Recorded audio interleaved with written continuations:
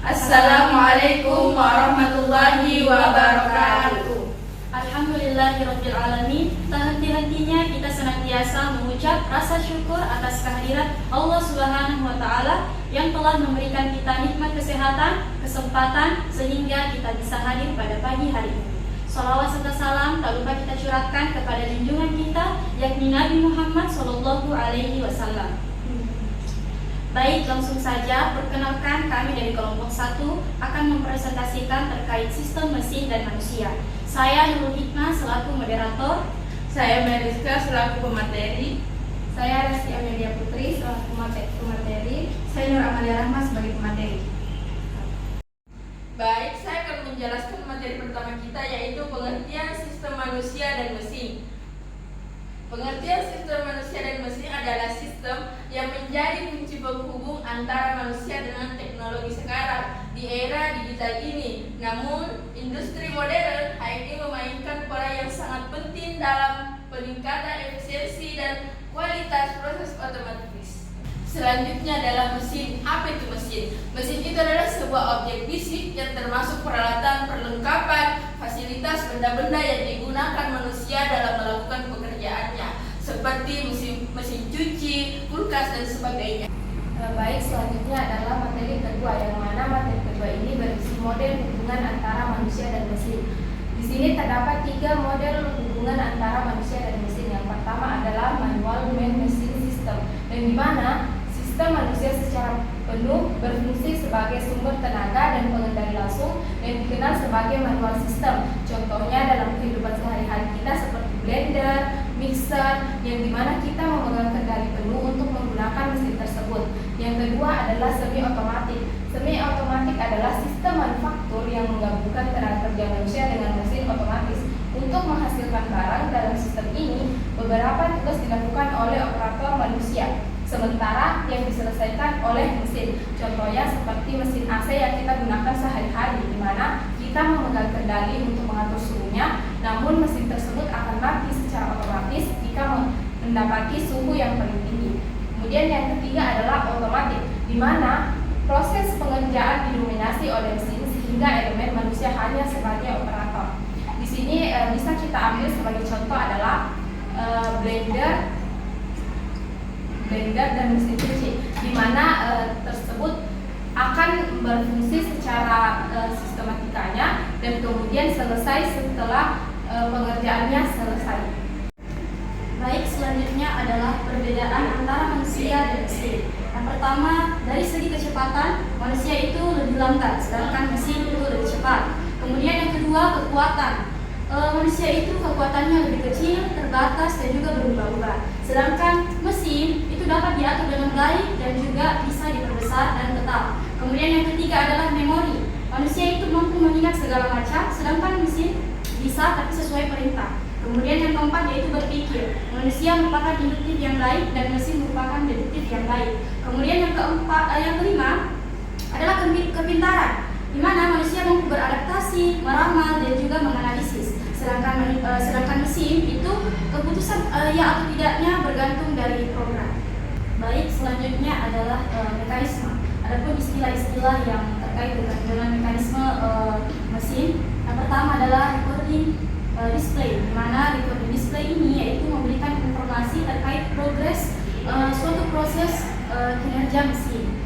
Nah, selanjutnya adalah interpretation decision, di mana keputusan interpretasi ini yaitu menginterpretasikan dan mengartikan informasi yang masuk, selanjutnya membuat keputusan. Dan yang ketiga, perception, di mana operator menyerap ataupun menangkap informasi melalui display secara visual. Nah, selanjutnya yaitu handling of control. Handling of control ini mengkomunikasikan keputusan yang diambil ke subsistem mesin melalui rancangan mekanisme kendali. Selanjutnya yaitu control display. Control display ini yaitu memberikan informasi atau petunjuk kepada operator terkait keputusan dan tindakannya. Selanjutnya, mesin akan dibawa ke dalam bentuk aktivitas kerja. Baik, materi selanjutnya adalah analisa sistem manusia dan mesin, di mana analisis sistem manusia dan mesin ini terbagi menjadi 2, yaitu kualitatif dan kuantitatif. Bisa kita lihat poin dari kualitatif. Yang pertama adalah peta manusia atau dan menentukan berapa jumlah mesin atau fasilitas kerja yang bisa dioperasikan oleh seorang operator.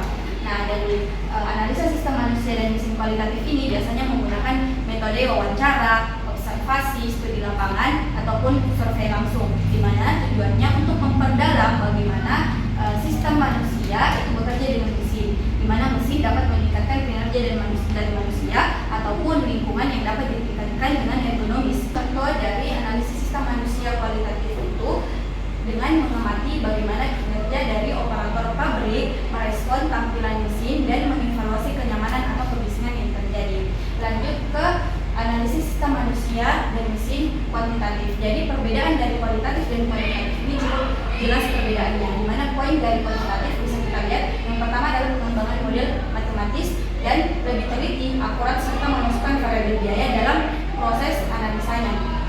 Di mana metode yang biasa digunakan dari kuantitatif ini yaitu analisis produktivitas dan jumlah probabilitas. Di mana contohnya adalah mengukur seberapa sistematis kinerja dari manusia dan mesin itu sendiri. Baik, lanjut ke analisa kuantitatif sistem manusia dan mesin. Jadi ada beberapa aspek yang menyebabkan perlunya kita memperhatikan analisis kuantitatif dari sistem manusia dan mesin itu. Ada banyak aspek, namun saya akan menyebutkan 4 di antaranya. Yang pertama adalah task time, yaitu waktu yang diperlukan sistem manusia dan mesin dalam menyelesaikan sebuah tugas. Nah, dengan menganalisa waktu dari sistem manusia dan mesin ini, kita dapat mengetahui seberapa banyak waktu yang diperlukan untuk menyelesaikan tugas ataupun waktu tunggu yang diperlukan untuk menyelesaikan tugas tersebut, sehingga kedepannya waktu yang digunakan lebih efisien dan tidak membuang waktu dengan tidak produktif. Yang kedua adalah error rate. Nah, dengan mengetahui frekuensi kesalahan yang bisa terjadi dari sistem manusia dan mesin ini, kita dapat menghilangkan kesalahan-kesalahan itu ke depannya, baik itu kesalahan operasional, kesalahan input, ataupun kesalahan hasil. Yang ketiga adalah beban kognitif. Dengan mengetahui analisa dari beban kognitif sistem manusia dan mesin, kita dapat mengetahui dan mengukur apa yang dialami manusia ketika bekerja dengan mesin dan mengurangi tingkat stres atau ketidaknyamanan saat bekerja. Dan yang terakhir adalah user satisfaction, di mana dengan analisa kuantitatif sistem manusia dan mesin, kita dapat mengetahui seberapa nyaman pengguna menggunakan sistem manusia dan mesin itu sendiri. Lanjut, yang kedua adalah menyelesaikan servis acak. Jadi ini merujuk pada sistem yang tidak memiliki waktu tertentu, bervariasi dan tidak dapat diprediksi, di mana mesin sewaktu-waktu tidak dapat menyelesaikan tugas dan di mana manusia sewaktu-waktu memiliki durasi berbeda-beda dalam menyelesaikan suatu tugas. Contohnya adalah panggilan di call center, di mana tentunya pekerja akan menerima durasi panggilan yang berbeda-beda tiap pelanggan karena tiap pelanggan memiliki masalah yang berbeda-beda. Dan yang terakhir adalah servis kombinasi. Nah, servis kombinasi ini merujuk pada sistem manusia dan mesin yang sewaktu-waktu bisa sinkron. Manusia dan mesin pengerjaannya sewaktu-waktu bisa sinkron dan sewaktu-waktu bisa menyelesaikan servis acak, di mana contohnya adalah pekerjaan tim medis. Yang terakhir adalah servis kombinasi, di mana servis kombinasi ini merupakan sistem yang memiliki berbagai layanan, sewaktu-waktu bisa sinkron antara manusia dan mesin dan sewaktu-waktu bisa menyelesaikan servis secara acak. Contoh dari servis kombinasi adalah pekerjaan di rumah sakit, di mana tim medis akan bekerja dengan peralatan mesin yang biasanya menghasilkan diagnosis relevan terhadap tiap pasien. Namun tentunya itu tidak berlaku pada tiap pasien karena tiap pasien memiliki diagnosa yang berbeda-beda. Baik, adapun kesimpulan pada materi kita hari ini ialah interaksi manusia dengan mesin merupakan inti dari otomatis industri, kontrol otomatis, dan produksi industri. Adapun integrasi keislamannya pada surah Al-Baqarah ayat 286 yang artinya Allah tidak membebani seseorang melainkan sesuai dengan kesanggupannya.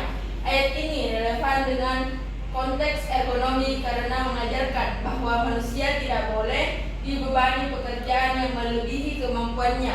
Ini berarti untuk memperhatikan mental manusia, desain mesin dan teknologi harus membantu manusia melakukan pekerjaannya dengan lebih mudah, bukan sebaliknya memperberat atau membahayakan kesejahteraan manusia. Baik, itulah tadi hasil presentasi dari kelompok kami. Mohon maaf jika banyak kesalahan. Wassalamualaikum warahmatullahi